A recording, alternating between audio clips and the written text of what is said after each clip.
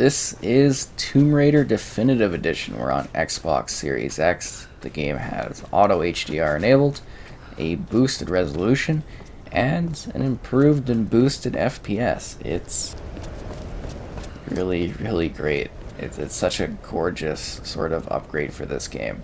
So I remember playing the original Tomb Raider game right here. Well, the original, the rebooted series, back in the day on the 360 and thinking, wow, this was amazing. And then we got the definitive edition. I was like, wow, this is even better. And then, you know, the later Tomb Raider games, which I've covered and reviewed over the years, Rise of the Tomb Raider, Shadow of the Tomb Raider, really fantastic and stellar experiences. And then you look back at this one, you're like, oh, wow, you know, kind of doesn't look that great in comparison. But now, jumping on here, it's actually stellar. The technology and the visuals and stuff really do make Lara look absolutely fantastic.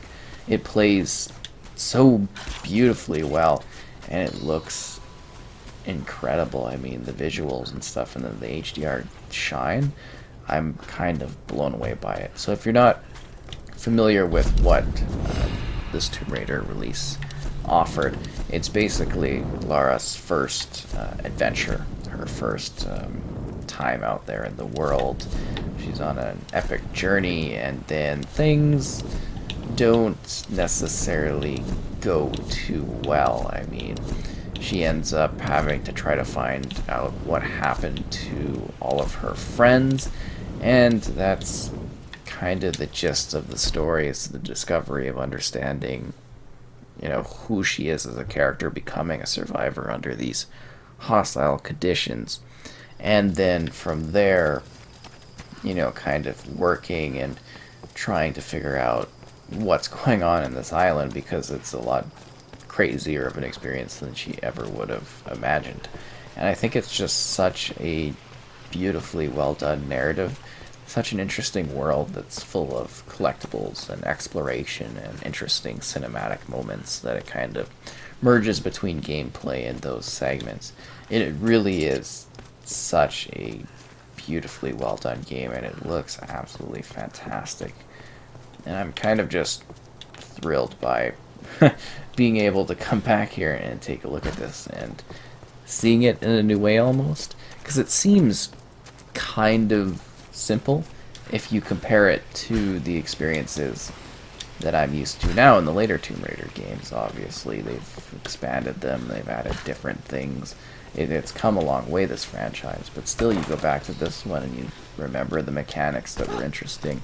The upgrading of your bow and your weapons, the different tools you got to use, how you had to scavenge in the environment and deal with all these, I guess you could say, dangerous situations. It was really quite neat. It was aggressive and intense, and then of course there were all these like challenge tombs you could do. And this definitive release came with all of the DLC that ever came out for the game. And it was kind of like also just like a savage start. In this one, it was kind of crazy how you basically get thrown off into this really hostile thing for Lara. It was kind of funny, just because it's not a kind time to where I don't really want to jump down to this cave. I just wanted to go underneath here because it looks so cool. But yeah, if you have played the game and you remember how it kind of starts, where she's in a bit of a cave and needs to scramble out of there because she landed on something, it's kind of a little ooh. Definitely quite intense, but yeah, it's just really, really great. And they still have the multiplayer components, though I don't think you'll find any players at this point in time, which is a bit of a shame, because I actually really like the multiplayer in this one with the different characters and stuff. I think it's actually a slight shame that the later games dropped that component. And you could also say, hey, it was kind of tacked on. Did Tomb Raider really need that because it's a story-based game? It had some fun modes. I kind of found it engaging and kind of enjoyable and a little bit different. Oh, and this game has like some savage deaths for Lara. It's kind of just crazy how she has to if you mess up and stuff, it's kind of wild. I suppose if you haven't played the game, it's kind of crazy. Lots of spikes and crazy falls and yeah, she definitely can have a real tumble if things don't go her way, which is kind of funny.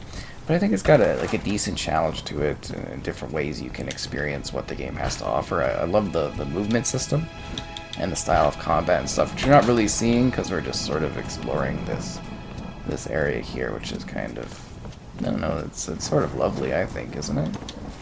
Just grabbing salvage and stuff, but no, it's just a very, very well done game that I think is most certainly worth your time if you've never played the Tomb Raider series.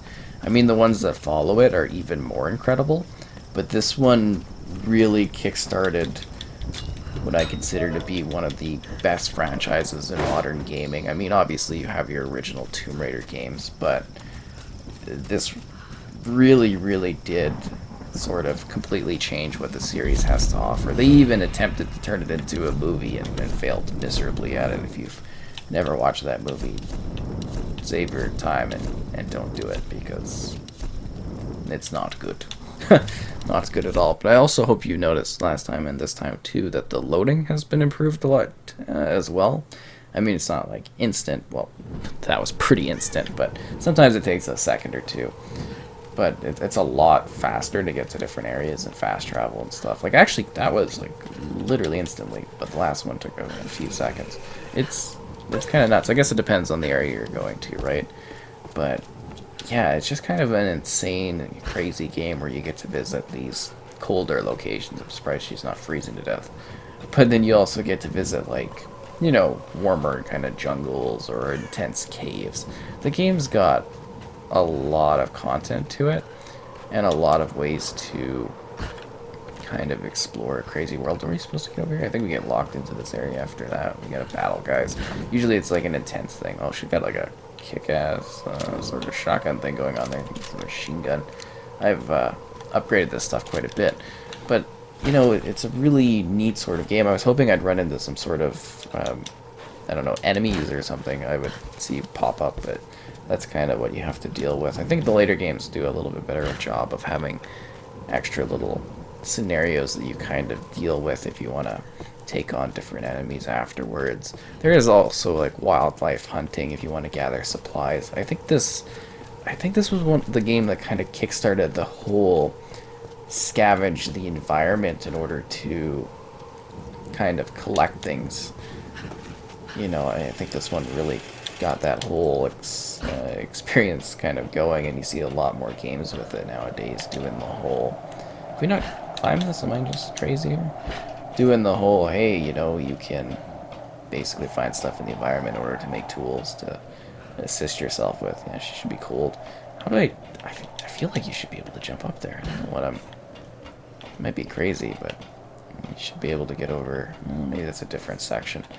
See, it's hard to remember narrative-wise exactly where things went in the story, because obviously you finished it. You're kind of looking around and seeing what the world has to offer. But we'll travel to one more area that might be a little bit interesting. Helicopter Hills, the windmill. The catacombs are kind of crazy, but I think this might be a neat spot to take a look at, because every hub-type section, well, kind of linear, does offer some level of freedom as you go through it, exploring and taking in the sights. And of course the fire pits basically act as your, I guess, checkpoints and stuff, and where you go in and you do your customization and everything. But yeah, you could play the game working through the story, or you can go and jump out there for collectibles, and like I mentioned, the challenge tombs and all the extra DLC content. Everything's here in the definitive version, and you could even watch I think that was one of the features, the sweat on her skin dry and stuff, or the water dry, and it's like this cutting edge thing. But then you'd play like Rise of the Tomb Raider, and that game like really kind of blew this one out of the water. It's just kind of nuts how big of an upgrade that one was over this one, which I think is kind of interesting.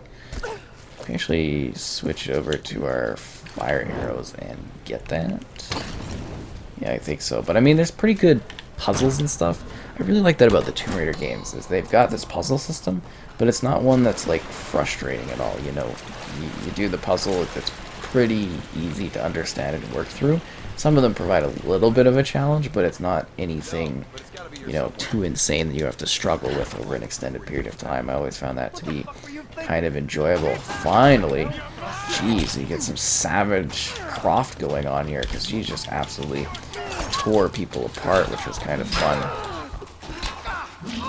Whoa. Yeah, then we got the counter thing. Oh no! But anyways, that's Tomb Raider Definitive Edition. That's what I wanted to show off. Not a whole lot of it, but a good amount so you actually understand the visual things. Ow, what is going on here? Oh, jeez, okay, yeah, I spawned, like, right in the same area.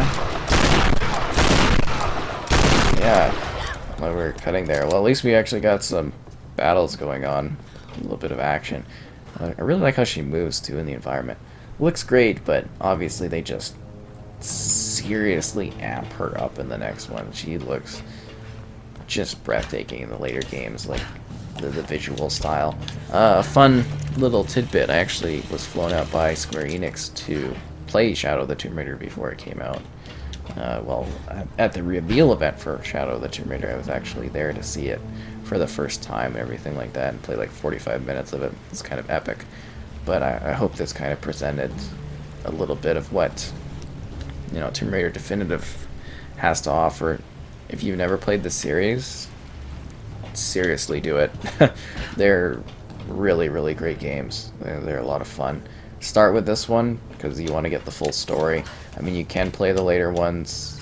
Rise and Shadow are incredible, but yeah, this one really does kind of kickstart things and give you a full idea of what Lara has to offer in the modern age, which is a wonderful, interesting story, a deep development for her character, and someone that is ready to do some pretty badass and cool things if you let her.